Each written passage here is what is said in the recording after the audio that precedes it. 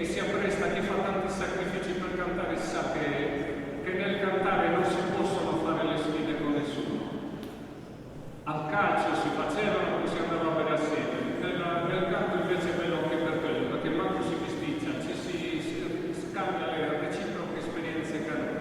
E noi stasera, con gli amici del Coro Ortobene, speriamo di arricchire anche un po' il nostro scritto, delle nostre storie, dei nostri 28 anni di studia che abbiamo vissuto nel 1985. Intanto invito il coro ad entrare, poi si parte subito.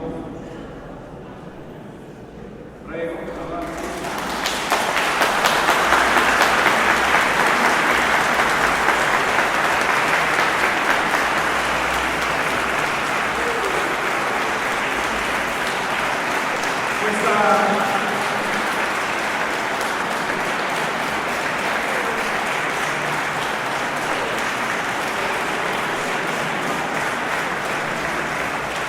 Questo scambio, grazie a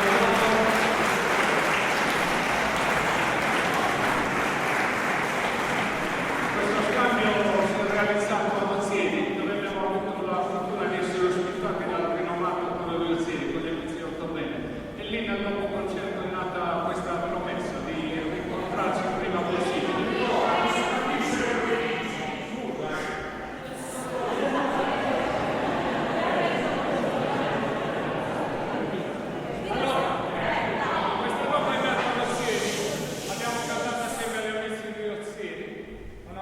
Rassegna, un coro che ha quasi 50 anni di studia, e lì nel dopo concerto è nata questa idea di rincontrarci il prima possibile, perché abbiamo trovato, a parte le amicizie e le conoscenze di prima, anche un feeling particolare dal punto di vista canoro. Quindi siamo voluti regalare, noi del coro, alle nostre famiglie, a voi RSS, a tutti gli amici che ho visto degli altri cori vicini, che ringrazio anticipatamente, questa serata. Speriamo di non deludervi, chi era ancora scusa di questa mezz'ora di ritardo, ma frattempo, in tutte le altre cose non è davvero imputabile.